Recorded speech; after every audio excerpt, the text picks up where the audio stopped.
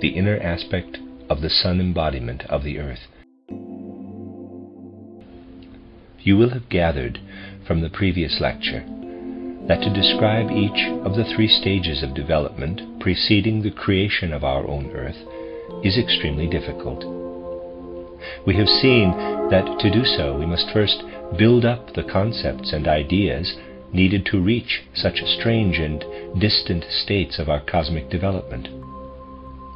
I have already pointed out that no description of the ancient Saturn period and the planetary embodiments of our Earth following it, such as, for example, the description given in Title and Outline of Occult Science, is exhaustive. In that book, I had to be content to clothe the subject in pictures drawn from what is familiar and close at hand, for the book was meant to be accessible to the public and not too shocking. The description given in An Outline of Occult Science is not exactly inaccurate, but pictorially it is dipped in illusion or Maya. One must work through the illusion to penetrate to the truth. For example, ancient Saturn may be described as a heavenly body that did not consist of those components we know as earth, water, or air, but was made up entirely of warmth, and this is correct within certain limits. Likewise, any reference to space is only a pictorial description, for as we saw in the last lecture, not even time existed on ancient Saturn. There was no space on ancient Saturn, at least not in our sense of that term, while time first came into being then.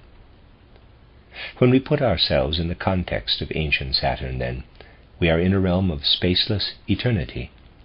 Thus, if we attempt to picture this, we must be clear that it is only a picture. Were we then to have entered ancient Saturn's quote-unquote space, we would have found no substance there dense enough to be described as gas. There would have been only warmth and coldness. In reality, we could not speak of coming out of one part of space and entering another. There was only the feeling of moving between warmer and colder conditions. Even clairvoyants who imagined themselves within the time period of ancient Saturn experience only the impression of the ebb and flow of spaceless warmth. But this impression is only the outer veil of the Saturn state. For this warmth, or fire, as we call it in occultism, reveals itself to us in its spiritual substrata. And as we have seen, spiritual actions, spiritual accomplishments, were in fact occurring on ancient Saturn. We have tried to make a picture of what kind of spiritual activity was occurring on ancient Saturn. We said that the spirits of will, the thrones, performed deeds of sacrifice. This means that if we look back upon what took place on Saturn, we see the cherubim and the sacrifice that flowed from the thrones. Sacrifice flowed from the thrones to the cherubim, and these acts of sacrifice appear, when viewed from the outside, as warmth. Conditions of warmth are thus the outer physical expression of sacrifice. Indeed, wherever we perceive warmth in the entire cosmos, this warmth is the outward expression of what stands behind it.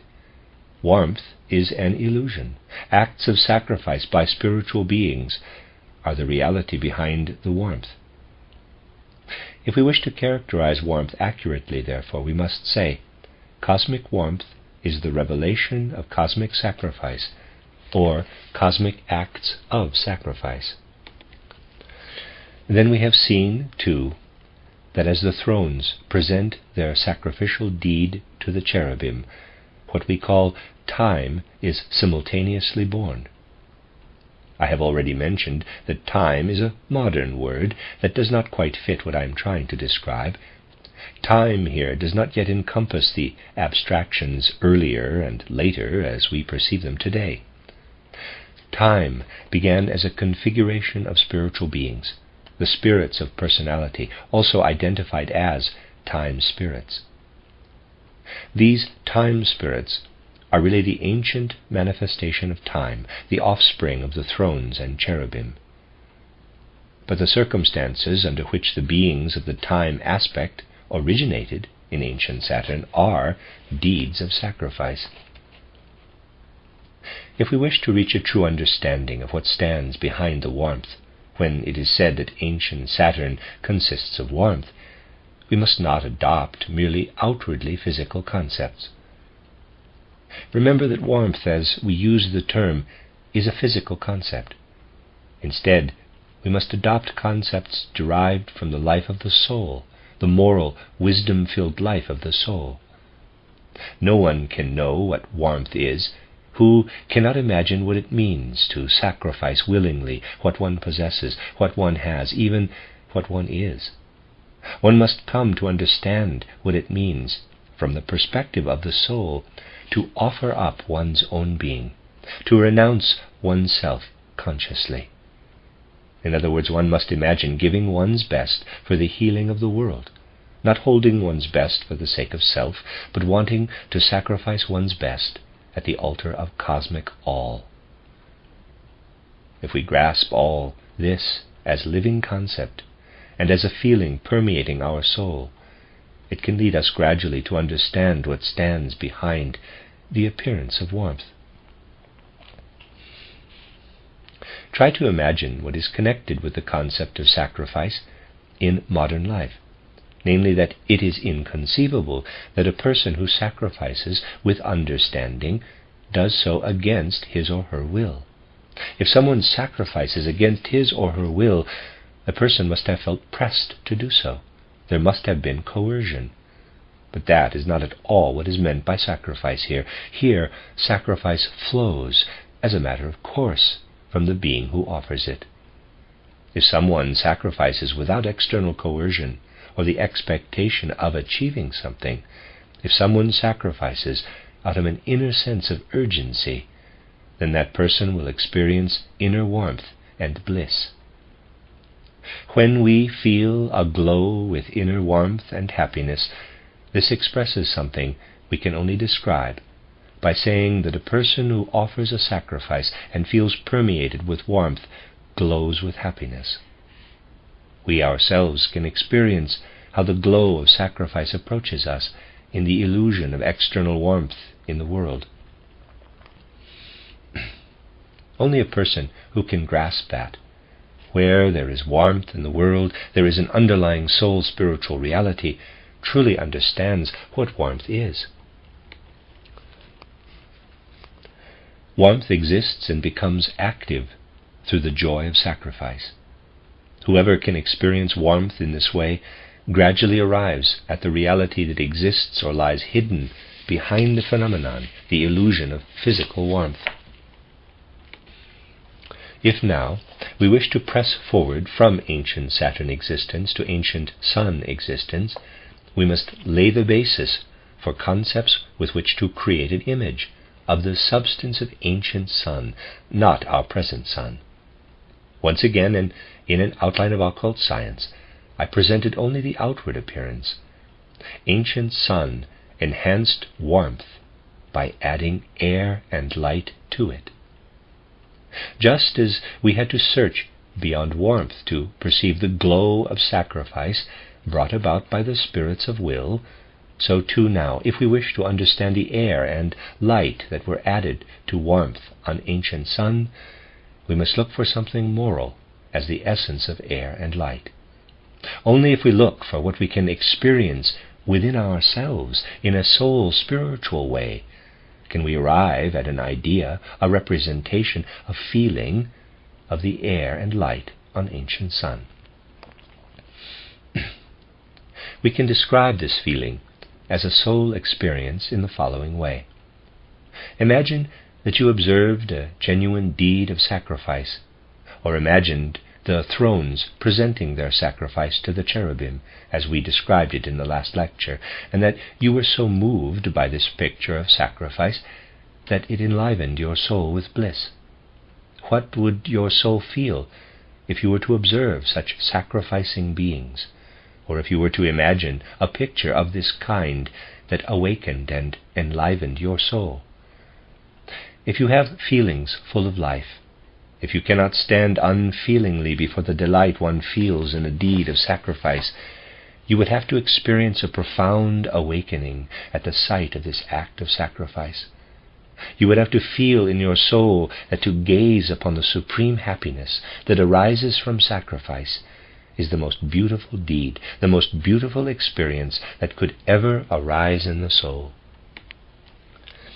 Another feeling that would arise is an attitude of complete surrender. Indeed, you would have to be a block of wood if sacrifice did not create a longing in the soul to gaze upon it with absolute devotion and convey a mood of self-surrender. Consider such selfless giving over of oneself. A deed of sacrifice is active. It is self-surrender transformed in activity. And contemplation of active, concerned self-surrender can create an affinity for the giving over of oneself, for losing oneself, for forgetting about self. If we cannot create such a mood, or at least an inkling or an echo of it, we can never truly come to a closer understanding of sacrifice. Indeed, if we pour this mood of disinterested giving up of self into the soul, we may reach what a higher form of knowledge can give us. A person who is unable to create a spirit of self-surrender cannot achieve higher knowledge. What is the opposite of this attitude of self-surrender? It is self-will, the assertion of one's own will. These are two poles in the soul's life: loss of self in what one is contemplating, and self-willed assertion of what lies within the self. These are two great opposites. If you wish to attain real knowledge and permeate yourself with wisdom, self-will is lethal. In ordinary life, we know self-will only as prejudice, and prejudices always destroy higher insight. In fact, one must intensify in one's thinking what I am describing here as capacity for self-surrender.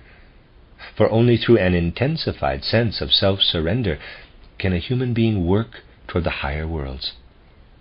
In the higher worlds, one must be able to experience the capacity to lose oneself, at least as a mood of soul. Let me emphasize here that we can never attain higher knowledge if we work only with ordinary scientific knowledge or everyday thinking. We must be clear that ordinary science and everyday thinking work out of ordinary human will, through all that self-will has created in the experiences, feelings, and ideas we have inherited or cultivated. We can be misled here. Indeed, delusions are very common in this area. People come, for example, and say, "We are supposed to accept this or that aspect of knowledge presented by spiritual science, but I will not accept anything that is not consistent with what I already think. I won't accept anything without proof." Certainly, one should accept nothing without evidence. But if we take from what is presented to us only what we already know, we cannot advance a step. Anyone wishing to become clairvoyant will never say that he or she will accept only what he or she has already proved. Those who wish to become clairvoyant must be absolutely free from all self-seeking, and know in advance that all that comes to them from the cosmos can only be described by the word grace.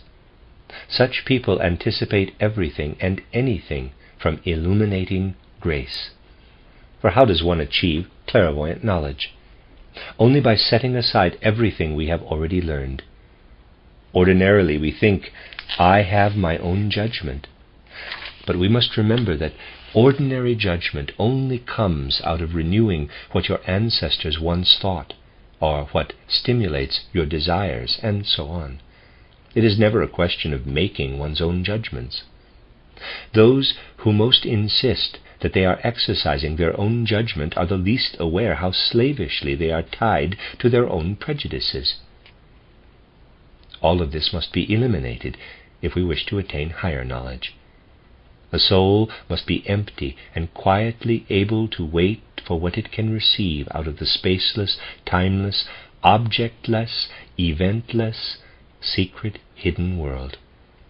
On no account should we believe that we can acquire higher knowledge unless we allow to ripen within us a mood out of which we meet all that is offered to us as revelation or enlightenment, illumination.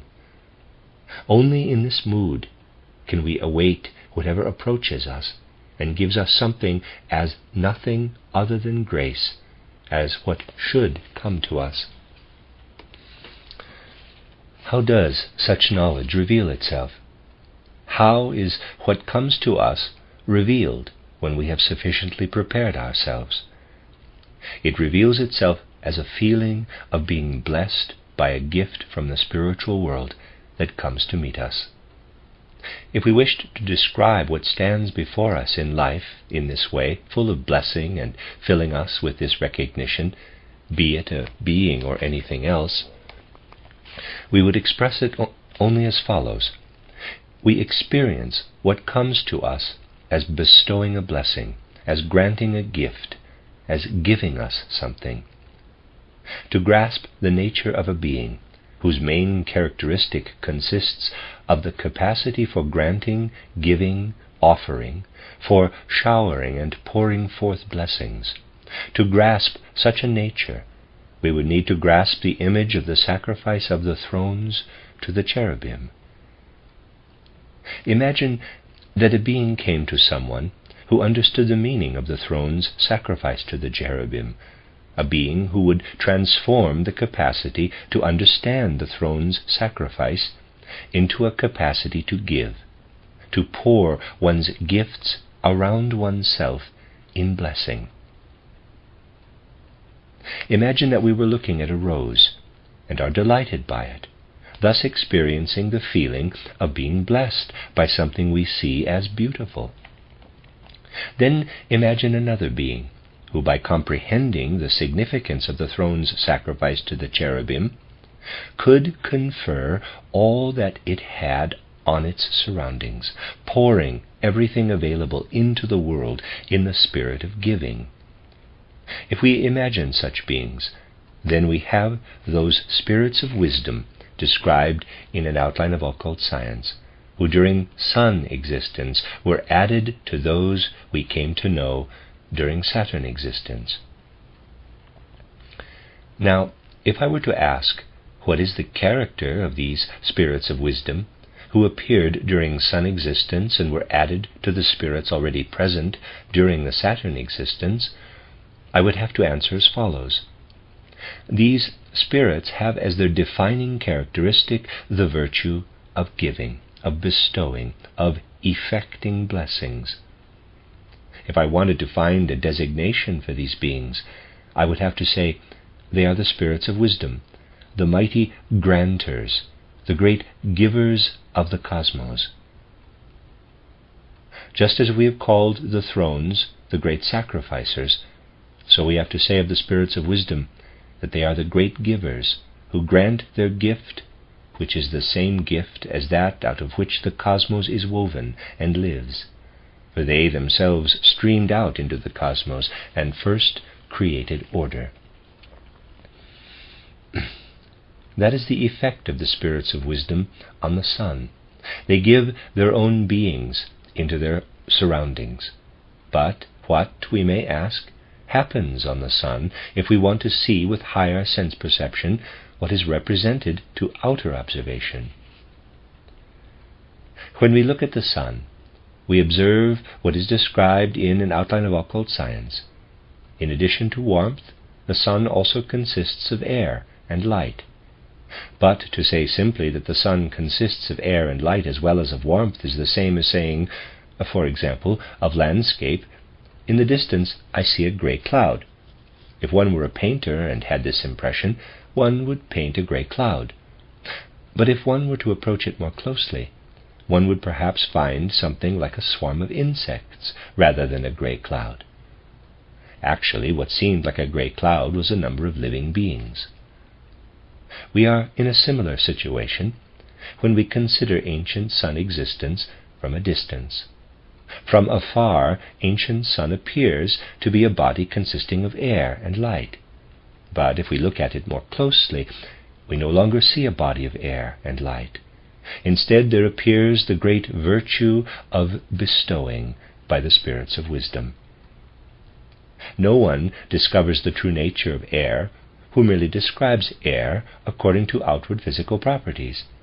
These properties are only illusion, maya, external manifestations. Wherever there is air in the universe, the actions of the gift-granting spirits of wisdom lie behind it. Weaving, working air reveals the virtue of bestowing by the spirits of the macrocosm. Only the person who sees the true nature of air says, "I perceive here the element of air," but in reality the spirits of wisdom are placing their gifts into their surroundings. Something streams into the environment from the spirits of wisdom. Thus we know now what we have really said about ancient sun when we say that it consists of air. We know now that what appears outwardly as air is actually the activity of the spirits of wisdom, allowing their own being to flow forth into their surroundings. But at this point, something remarkable presents itself to clairvoyant vision on the ancient sun. To understand this, we must become clear how, out of the life of the soul, we can create an even more accurate idea of the virtue of bestowing. Let us recreate a feeling such as we can have when we are able to permeate ourselves with a perception or an idea in the mood of sacrifice that we have described here. An idea so permeated always gives us a particular feeling. It is not like a scientific idea. The most similar experience may be found in the artistic realm, where, in order to give the world an independent entity, an idea must master the way in which color or form streams out into the world. To characterize a being who has the capacity to give such a gift, one may say that productivity, creativity, is bound up with this gift, for the act itself of giving is a creative activity. Whoever has an idea and feels that the idea can bring healing into the world, and then presents it in works of art, has rightly understood the fruits of the virtue of bestowing. Think of a creative idea in the mind of the artist, and how it then becomes manifest in matter. This idea is actually a spiritual being of air. Where air exists, we face creative activity. And because this living creativity existed on the sun, the association of air with creative ability is identifiable as fact. If we recall that the spirits of time were born on ancient Saturn, we also know that time existed on the sun, for time came over to the sun from Saturn. Time existed there. Because the archetypal bestowing arose, a possibility existed on ancient sun that could not have occurred on ancient Saturn. Consider what would have become of giving if time had not existed. There would be no bestowing, for giving consists both of giving and receiving. Without receiving, giving is inconceivable. Thus, giving consists of two acts, giving and receiving. Otherwise, giving has no purpose. On the sun, giving stands in a most unusual relation to receiving. Because time already exists on the sun, the gift sent into the surroundings of the ancient sun is preserved in time. When the spirits of wisdom pour out their gifts, they remain present in time. Something must then enter that is capable of receiving. In relationship to the activity of the spirits of wisdom, receiving occurs at a later point in time. The spirits of wisdom give at an earlier moment, and what is necessarily bound up with their giving as receiving occurs at a later point in time. To gain an accurate picture of this, once again we must take the experience of our own soul into account. Imagine that you have tried very hard to understand something or to formulate some thought. Now you have created this thought. The next day you clear your mind, so that everything that you created in your thoughts on the previous day can be brought back to mind. Thus you receive today what was formulated yesterday. So it was on the ancient sun. What was given at an earlier point in time remained preserved, and then was received at a later moment. But what was the significance of this receiving? Like the archetypal giving, receiving too is a deed or event on the ancient sun. Receiving differentiates itself from giving only in terms of time. Receiving occurs later. The giving comes from the spirits of wisdom, but who receives? Before someone can receive, there first must be a recipient. In the same way that the sacrifice of the thrones to the cherubim brought about the birth of the spirits of time on Saturn, the birth of bestowing in the universe by the spirits of wisdom on the sun created those spirits we call archangels or archangeloi. The archangels are the ones who receive on the ancient sun. But they receive in a very special manner, for what the archangels receive from the spirits of wisdom they do not keep for themselves. Rather they reflect it back, just as a mirror reflects back the image it receives. Thus the archangels on the sun have the task of receiving what was given at an earlier point in time, so that it is preserved and reflected again by the archangels into a later time. Therefore on the sun we have an earlier act of giving and a later act of receiving, but a receiving in the form of a streaming or reflecting back of what was given at the earlier point in time. Imagine that the earth were not as it currently is, but that what had happened during an earlier time could stream once again into the present. We know that something like that actually occurs. We live in the 5th post-Atlantean cultural epoch, and the events of the 3rd post-Atlantean cultural period, the ancient Egypto-Chaldean era, stream into this period. What occurred during the 3rd epoch will re-emerge and be reflected back again. That is a recapitulation of the giving and receiving that occurred during the ancient sun development.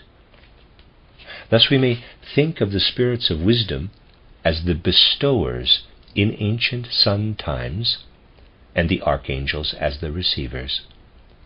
Something quite remarkable arises from this, which you can represent accurately only by imagining an inwardly enclosed globe from whose center radiates something to be given away. Something radiates out from the center to the periphery, and from there reflects back to the middle point. From within the outer surface of the globe, the archangels radiate back what they have received. From the outside, you need not imagine anything. We must imagine something moving out from the center that comes from the spirits of wisdom. It radiates in all directions and is received by the archangels who reflect it back again. What is it that reflects back into space? What is this gift of the spirits of wisdom that radiates back again? What is the radiating wisdom that is directed back to its source? It is light. The archangels are also the creators of light. Light is not at all what it appears to be in outward illusion. Where light occurs, the gifts of the spirits of wisdom are radiating back to us. And the beings whose existence we must presume wherever there is light are the archangels. Thus, we must say, the archangels are hidden within the flooding rays of light. Behind the flooding rays of light that come to us, the archangels are hidden. The archangel's capacity to stream forth light arises out of the virtue of bestowing that is radiated to them by the spirits of wisdom. We thus arrive at a picture of the old sun. Imagine a center where the spirits of wisdom are immersed in their contemplation of the legacy from ancient Saturn, the deed of sacrifice of the thrones to the cherubim. Contemplating this deed of sacrifice causes the spirits of wisdom to radiate the substance of their own being, to radiate streaming, flowing wisdom in the form of the virtue of bestowing. Because this virtue is permeated by time, it is sent forth and then reflected back again, so that we have before us a globe illumined within by virtue reflected back to its source and center. For we must imagine that the ancient sun illuminates in an inward, not an outward direction, and this creates something new that we can describe in the following way. Imagine these spirits of wisdom seated at the center of the sun, contemplating the sacrificing thrones and radiating their own being far out into their surroundings. Then, from the surface of the globe, they receive back what they radiated forth in the form of light. Everything is illuminated through and through. But what do they receive from what radiates back to them? Their own being, their innermost being, has been surrendered as a gift to the macrocosm. Now it radiates back. Their own being returns to them from the outside. They see their own inner being distributed throughout the cosmos and radiated back as light, as the reflection of their own being. Inner and outer are the two opposites that now come before us. The earlier and the later transform themselves and become the inner and the outer. Space is born. Out of the gift of the virtue of bestowing, given by the spirits of wisdom, space arises on the old sun. Before this, space could have only allegorical meaning. Now, however, on the old sun, we actually have space, but only in two dimensions. There are no above and below, no right and left, only outer and inner. Actually, these two opposites already emerge at the end of ancient Saturn, but they recapitulate the process in the creation of space on ancient Sun. And if we want to imagine all of these occurrences again, just as previously we brought before our soul the sacrificing thrones, giving birth to the time spirits, we would not portray a body consisting of light, for light does not yet radiate outward, but exists only as reflection radiating inward. Rather, we must imagine a globe as inner space. At its center, a recapitulation of the picture of Saturn occurs. The thrones present as spirits, the thrones present as spirits kneeling before the cherubim. Let me read that all again. At its center, a recapitulation of the picture of Saturn occurs. The thrones present as spirits kneeling before the cherubim, those winged beings who offer their own being. And in addition to these, the spirits of wisdom immersed in contemplation of the sacrifice. Now one can imagine that the glow lying within the sacrifice, the sacrificial fire of the thrones, transforms itself into the sacrifice of the spirits of wisdom. Their sacrifice is represented materially as air that rises during the act of sacrifice as sacrificial smoke. Thus we have a complete picture if we imagine the sacrificing thrones kneeling before the cherubim, the choirs of spirits of wisdom surrendering in devotion to the vision of the sacrifice of the thrones at the center of the sun. Their devotion growing into an image of sacrificial smoke, which spreads out in all directions, streams outward, condenses into clouds at the periphery. The archangels being created out of the clouds of smoke. The gift of the sacrificial smoke radiating back from the periphery in the form of light. The light illuminating the interior of the sun. The gift of the spirits of wisdom being given back, thereby creating the sphere of the sun. This sphere consists of the outpoured gifts of glowing warmth and sacrificial smoke. At the outer periphery sit the archangels, the creators of light, who reflect what earlier came into being on the sun. It took time, but eventually sacrificial smoke could return as light. What were the archangels preserving? They preserved what arose earlier, the gifts of the spirits of wisdom that the archangels received and then radiated back. But what previously existed as time, they gave back as space. And by radiating back time as space, the archangels gave back what they themselves had received from the archai. Thus they become the angels of beginning, because they brought what existed earlier into a later time. Archangels, messengers of beginning. It is remarkable when out of true occult knowledge a word such as this re-emerges, and when we recall how this word, arising in the most ancient traditions, has been passed on to us through the school of Dionysius the Areopagite, the pupil of Paul, it is remarkable to see that this word is so deeply imprinted that when we discover it again, independently of what was written, what originally arose, the original meaning, arises again. That fills us with the greatest respect. We feel linked to the ancient holy mystery schools of initiation wisdom. It is as if this ancient tradition were streaming into us, but we grasp it with understanding, even though we ourselves are responsible for acquiring this knowledge independently of the old tradition. Those who can experience something of the mood of the ancient forms of expression that have been handed down to us, even though they may be unaware of these traditions, feel themselves placed under the influence of the time spirits within the human spirit.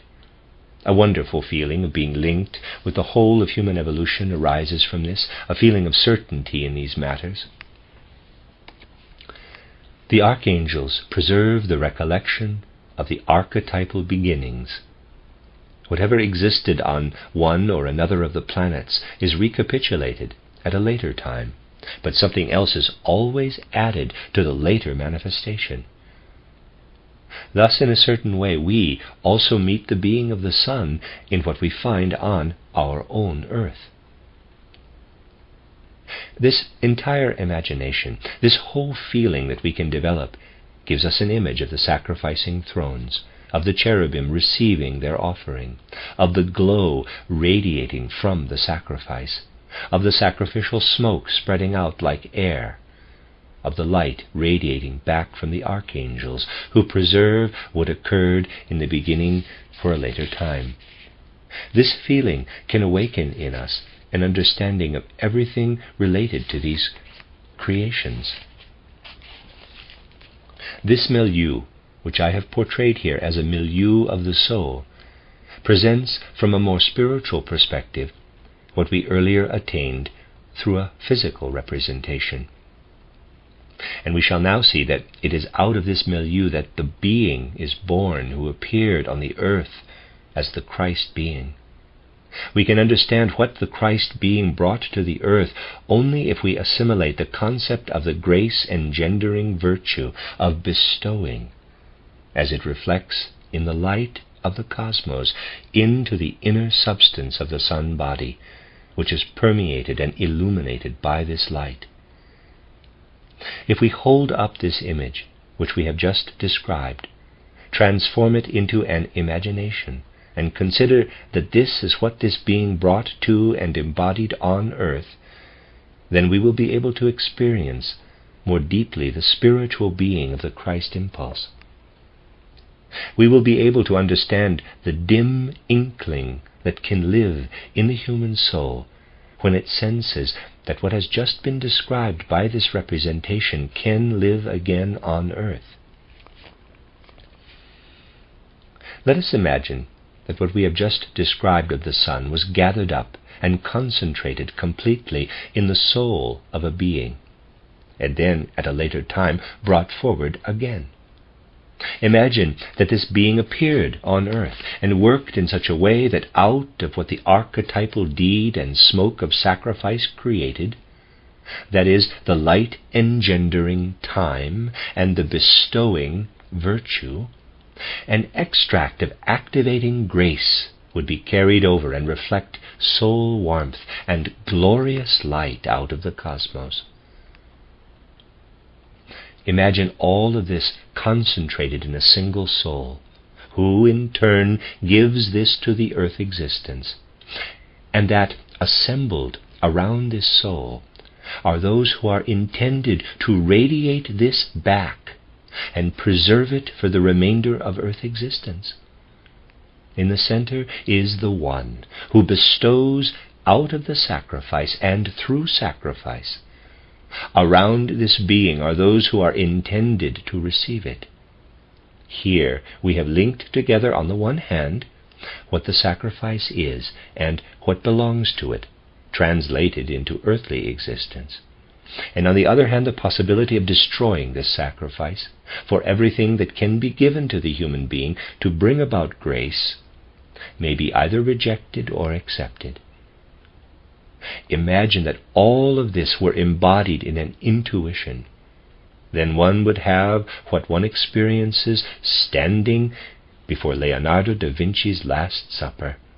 Here we have the entire sun, together with the beings of sacrifice, the beings of bestowing virtue, the beings of soul-warming bliss and light-filled splendor, as grasped by the soul, radiated back from the ones who have been chosen to preserve what arises in earlier times for later times. All this has been set out especially for the earth, together with the possibility that it can also be rejected by the betrayer. The being of the earth, insofar as the sun being reappears on the earth, can be experienced in this way.